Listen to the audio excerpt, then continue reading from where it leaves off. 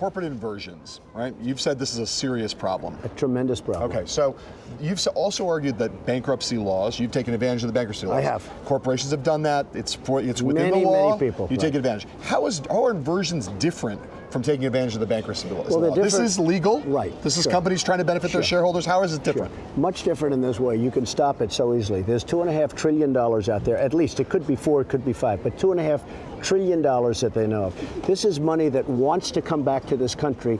The corporations want to bring back. They can't bring it back in because of the tax laws. They're so prohibitive, so bad, and so complicated. So they can't bring it. So now what's happening is companies are leaving our country, and you're reading about it. You're seeing Pfizer, you're seeing they're leaving our country and thinking about, massive numbers of companies are thinking about leaving to go out and get that money. Also to get a better tax deal. So that's a lot different. So when you're saying it's a serious problem, what you're saying is the law is the problem, not the company's behavior. It's not bad what Pfizer is doing. No, and there's no way you can stop it really other than lowering the taxes, because right now, John, it's prohibitive to bring that money in. They'd have to pay so much, it'd have to be fools to bring it in. But under my plan, and a couple of others, but nobody even knew about corporate inversion until I brought it. I mean, these other candidates, they don't even know what corporate inversion is. I do know, I really know. You're going to lose hundreds of thousands of jobs to other countries because of corporate inversions. What you're going to do is you're going to lower the taxes, bring the money in, and they're going to use that money to build and do things in the United States. Again, so you're not criticizing Pfizer at all? No, I really, companies I'm not. like that. It's just about the law. You got to be. Look, in the old days, you'd leave New York and go down to Florida. Right. Or you'd leave New Jersey and go to Texas to save taxes. Now, because of the way the world is so different, you leave the United States and you go to Ireland, and you go to different places in Asia, and you go to Europe.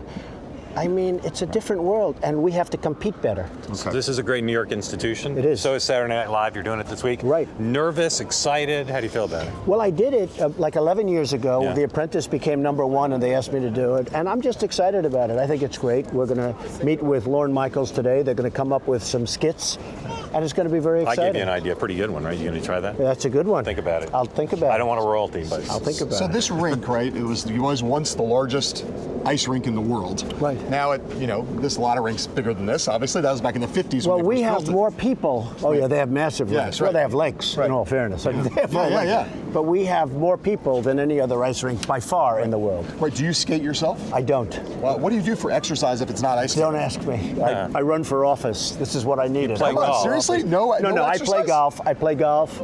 I play tennis. I love sports. I don't have much time for exercising, but I do love sports. Right, I've always loved Here's a sports. question I've been wanting to ask you for a while. We almost never get to see you eat. What do you like to eat? What's like Donald Trump's favorite I stuff? love to eat the food we have in here. Really? Like what do they have I in love steak and hamburger and pasta and French fries. All the things we shouldn't be eating is what I love. You're going to need to do some more exercise. I know, I think I'm gonna Are have you like to. a normal eater, like 3 meals a day? Pretty much. Yeah. Pretty much. I try. And a lot of times I can't because I'm pretty What's busy. the food you like that you know you shouldn't eat but you just can't resist?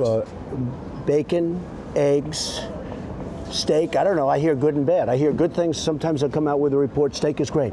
Then they come out with a report, so you don't know what you're doing. So the bottom line, they don't know what they're doing. So I eat what I like.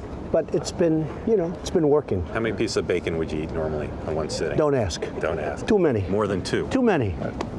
New York's team, the New York Mets, last night lost the World Series to the Kansas City Royals. Is that because the Kansas City Royals are great or because the Mets kind of blew it? Well, they blew it a little bit, but they've really turned out to be a great team, Kansas City. And the Mets had a wonderful season. They've come so far, and they should be proud of themselves. I think Kansas City really had a great winning team. They always seem, and they said during the whole season, they'd come back. I love these comeback people. They would come back. They'd be losing a game in the 9th inning. I think they practically set a record for comebacks. There's something special about that.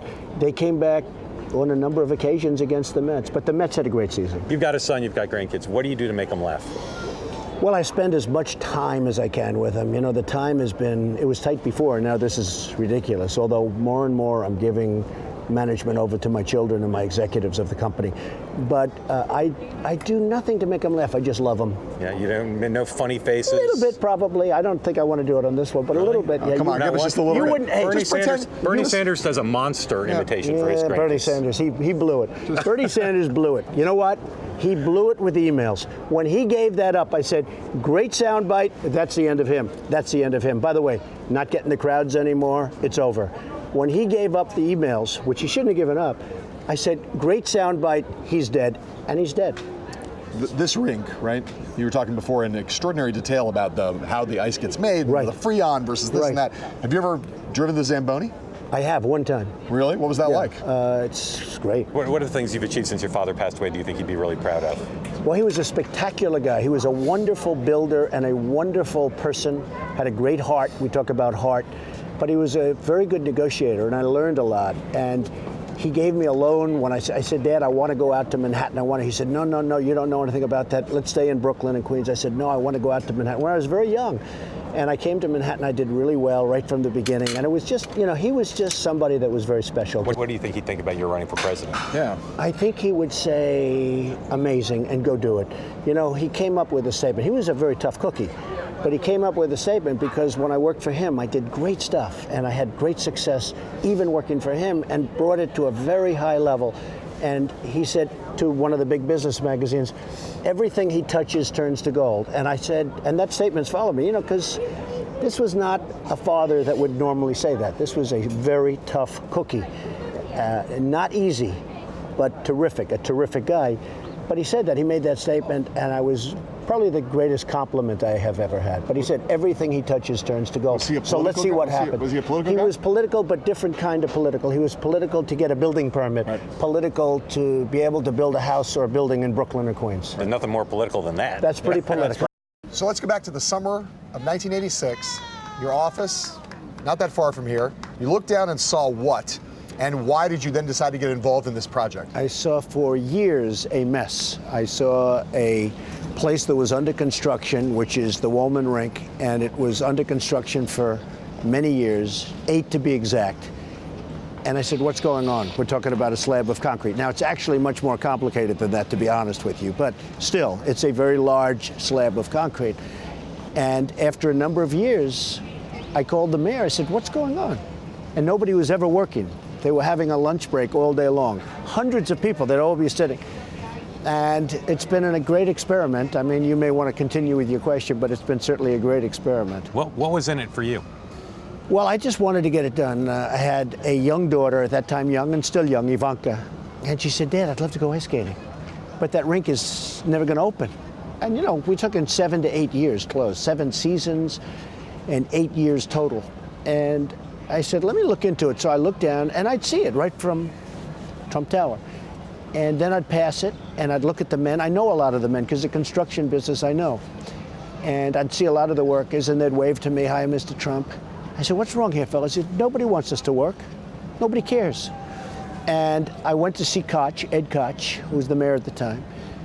And I said, listen, I will do this job, and I'll get it done fast. It was a huge embarrassment for the city, because you know what was happening. It was a front page story. It was the biggest story because you couldn't get it was 8 years to open an ice skating rink. And I went to Ed Koch. I said, let me do it. If I don't do it for under $2 million and do it fast, I'll pay for it.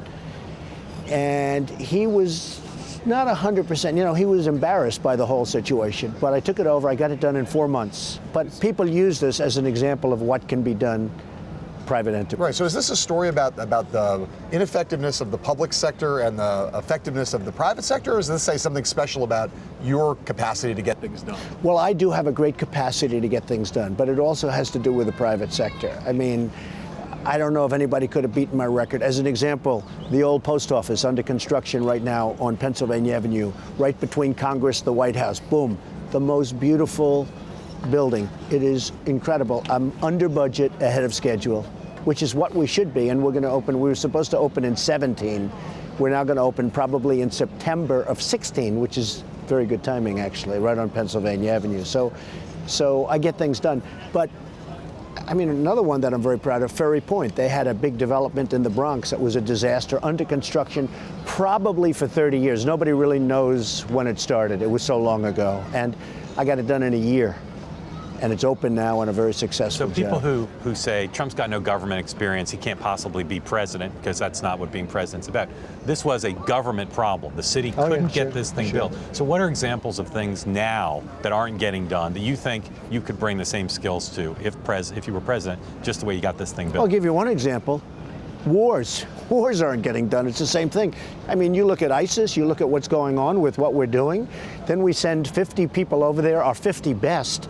But why would anybody say that we're sending? Why does the president have to say we're sending 50 people? Those people are in great danger now because we're saying that. Why wouldn't he send them if he's got to send them? First of all, either win or don't win or get out. But he sends 50 people over there. He then makes a public announcement to the world that 50 people, well, those men and women right now they're being hunted. They're looking for those men. Why does he have to say that he's sending them over? Do you know how dangerous that is? Your critics would say you've just compared building an ice skating rink to stopping wars, and that is all the dangerous. same. Explain Can I tell you what? Because it has to do with efficiency. It has to do with common sense. It has to do with knowledge. Look, I wrote a book in the year 2000, and I talked about Osama bin Laden because I watched this guy talking.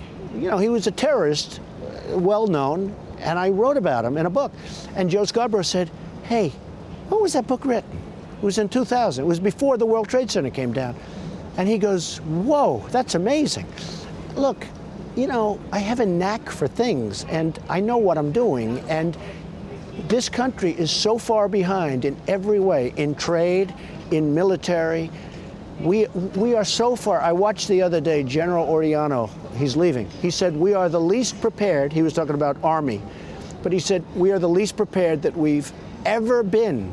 I think he said, ever been in the history of the country. Now, he might have said since the Second World War, but I think it was essentially ever. We can't have that. So let's ask the question this way, a slightly different way. Is the argument you're making that the skill set required to be the President of the United States is the same as the skill set required to be a CEO? I'm not. And if they're not the same, what are the differences? Okay, they're not the same, but I am better than those people. I will do a better job. I'll do a better job with the military. I'll do a better job with jobs. I know my competition. I understand life. I understand competition. But again, just what I've done. See these buildings over there? I've built numerous of them, and they're successful. But what are the differences, though? What's the difference? But there's skills that are required to be a successful CEO, skills that are required to be a successful president. You said they're different. So what are the differences? What's the way in which you'd have to change your game if you were president? To be a CEO, and depending on companies and everything else, because every company is different, okay? But to be a CEO, you have to be boom and get it done. To be a president, I think you have to be boom and get it done, but I also think you have to have heart. We have a lot of people that need help. We have a lot of people in this country that are not making it, and they're in trouble. And I think I always say, you know, I'm a conservative with heart, because people think conservatives don't have heart. You know, they hear about Obamacare, and people want to knock the hell out of Obamacare, and they should, because it's horrible. And by the way, as I told you at our last meeting, actually quite a while ago, watch the premiums. Well, you've seen what's happened. The premiums are going through the roof. It's not working. It's not going to work, and it's going to collapse in 17 unless something major is done in Congress, and they shouldn't do it. They should come up with a much better plan. But I like to say you need great abilities, but you also have to have big, beautiful heart. Oftentimes when people are asked about, are you ready to be president, someone will say, well, nobody's ever really ready. No one can step in until you're in the job. Is that how you feel about it, or do you feel like because of accomplishments like this from day one, you could walk in and do it? Well, this isn't one of my big things, but this is the symbolism of it. You know what this shows? This shows simplicity. Now, it wasn't that simple. They were using Freon. They should have used brine. They were using, and I tell the story where they had their engineer for making ice was located in Miami. Immediately, I said, why is an engineer for an ice skating rink in Miami? And it wasn't working, and they had all these copper pipes that every night they'd lay them and they'd be stolen. They'd lay them, they lost a fortune. What happened, I went to the Montreal Canadiens. A friend of mine works for the Montreal Canadiens, the ice hockey team in Canada. And I said, do me a favor, who do I speak to about making ice? And he gave me the people that the Montreal Canadiens use. He came down, he said, oh, you're using the wrong stuff. I immediately switched it, and we had a great success. Again, just nice. Are you ready to be president from day one? No learning curve, step in and do it. Hey, look, Obama had no experience, okay? I've always said talent is more important than experience. But I just don't think Obama our president is a talented person. And he should never have been in this position. And he had no experience, and it's not his thing. I mean, you have Democrats, you have congressmen that have hardly even seen him and hardly ever met him. He doesn't work the system. That's why he signs executive orders all the time, because he can't get his own people to go along. But when it came to the war, as an example, two examples, should never been in Iraq, and you know that I said a long time ago, in 2003, 2004, don't do it, you're going to break up the balance of the Middle East, and boy, has that happened. And you know, it gave us ISIS, it gave us nothing but problems, all right? But then when we left, he shouldn't have left the way he did. But when he announced a date for leaving, the enemy said, and I immediately said, this is a disaster. He announced a specific date. We will be out by such and such a date. So the enemy says, you know, what we're going to do is we're going to go back and we're going to sort of just take it easy for a little while. And that's what happened. But even yesterday, when he announced 50 of our great people are going over to Syria, 50. Why does he have to announce it? Everyone now is looking for those 50 people. I know it's politically, I don't even think it came out politically good, because people said, what do you mean 50? What can 50 people do? So I don't even think it was good for him politically. But you have to be quiet. You know, General Patton didn't go and talk about, I'm sending 50 men here, I'm sending 200 men here. He did the job. He knocked them out. General Douglas MacArthur, you go back and look, these were not talkers. So I think it's, and I really mean this strongly, I think it was a horrible thing that he announced that 50 people are going over to Syria. Marco Rubio is now kind of a candidate on the rise. Some people are saying he's like Barack Obama. He actually compared you to Barack Obama at one point and said, he said that like Barack Obama, you're not dignified or worthy of the office that you're seeking. He said, we have a president now with no class. I'm just wondering what you think the comparison. Oh, was he the one that said that? What do you think of the comparison on issues and leadership? I think he's highly overrated. I think he's an overrated person. I don't think he's going to make it. I noticed that the press, in fact, I was watching this morning one of the shows and they were talking about Marco Rubio. I mean, he's nowhere in the polls. I don't think he's going to make it. You know, I called him a lightweight. I said at one point he was a lightweight. And I don't mean to be insulting, but I do describe people somehow well. I think Marco... You've been critical on immigration, but are there other issues? Well, no, he's very critical. I'm very critical. Yeah. He was a member of the Gang of Eight, which basically wanted to have everybody come in and take over our country. All of a sudden, he went down in the polls, and he immediately changed and got out. He is totally driven by what the public thinks. No, I think he's not... Look, Bush got creamed in the debate, but he shouldn't. If I were the messenger, because the message is great, his delivery was poor, but the message is great. He doesn't show up. Marco doesn't show up to votes. He doesn't do things that you're supposed to do. He got elected senator, and you know the same thing happened to him in the Florida Senate. If you look. And I know a lot about Florida. I'm there. You saw the poll that came out today where I'm beating him and Bush by a lot and Carson by a lot in Florida. I know Florida better than they know Florida. So what happens is... But you started him as a state legislator. No, he was in the Senate, and he tried to get the top position or whatever. Tried to get the top. A friend of mine told me, who's there with him. They fought, they got the top position. 2 minutes after he had the top position, he was looking to run for Senate. Then he runs for Senate. Now he wants to be president. I would say, you know, maybe I'm the last person to say this. Relax. Take it easy. Take it easy. I think he's a highly overrated person. I've called him a lightweight. I think he's a lightweight. I hope I'm wrong about that. Does he have a chance to be the nominee? I don't think he has. Look, you know why he has a chance? Because guys like you, and I'm not specifically referring to you, you a little bit, to be honest, you a little bit. But I watched somebody on Joe's show this morning. He's fawning off him. He says how handsome he is, how good. I don't know. I think I'm better looking than he is. Am I better looking than him? So no, but they're talking about he's so handsome, he's so wonderful. And Joe goes, look where he is. He's way down here. He's probably a nice person. Another thing I didn't like about him, and I don't like about him, he should have been more loyal to Bush. I was told, I didn't know him at all. I was told that he would never run because Bush was his mentor. Bush really helped him. Bush did things that, well, I said, all right, good, because I'm a very loyal person. I'm an extremely loyal person, to a fault, frankly. But, and maybe I'd rather have it that way than the other way. He was very, very disloyal to Bush. I don't like that. Let me ask you about the debate about debates.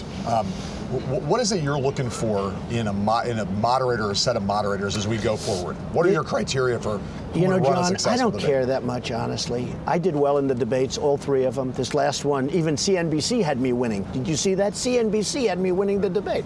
I do think this. A debate should not be 3 hours like CNN. CNN did that for money. I can stand up for 24 hours and debate.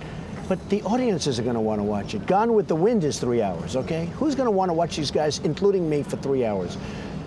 There are certain things we should get. Right. The room was probably 100 degrees, the one room. Okay. Was 100 degrees out. All these things are very important things for a debate. It's unfair. Now, speaking of Rubio, he's the one that sweats the most. He's the youngest, but I have never seen any human being sweat like that. But your problem isn't liberal bias. A lot of your colleagues seem to feel as though these debates have been liberally biased. Look, I thought the questions were very unfair, but they were unfair, in my opinion, from Fox, and they were a little bit unfair from CNN, and most of the unfairness was directed at me, so I'm the one that should be complaining. So when Senator Cruz says that the only moderators who voted in a Republican primary should be allowed to be in these debates, you agree with that or you disagree? I don't think it's a bad idea, but I can live either way. Look, I had a representative there. I don't care that much. I think, frankly, I'd go a step further. I'm more of an economic person. The networks are making a fortune with the debates. The truth is, we should be like a basketball player. We should go on strike and say we want money for wounded warriors, or we want money for a great charity, the veterans. I'd love to give, because CNN made a fortune, an absolute fortune. CNN had a 2-hour debate 2 days before the debate, and nobody told anybody. They decided to make it 3, only for one reason, because they sold out all their advertising. They were getting $4,000 for a 30-second ad. They got $250,000. Same thing with CNBC. I called up CNBC when they went from 2 hours to 3, and they went to 3. So Harwood lied. You know, Harwood lied when he said that's not true. He totally told a lie, a dirty lie. It was in all the papers that it was going to be a 3-hour debate. Does that bother you? That's New York. That's called Welcome to New York. We're outside. It's both a beautiful and an unattractive sound, you know, because it means trouble. Yeah. But that's New York. So Harwood lied when he talked about the debate, and he lied bigly. I called up through my people and myself, and within about 3 minutes I got it down. It was like one of the easy negotiations of all time. More important than moderators or anything else, they're going to have big audiences. Let the money go to charity. We call this the Rink, the Trump bill. Thank you for welcoming us. Thank you very much. Appreciate it. Appreciate it. Thank you, Jim. Actually, I want to give you one of these. Okay, that's fine. That's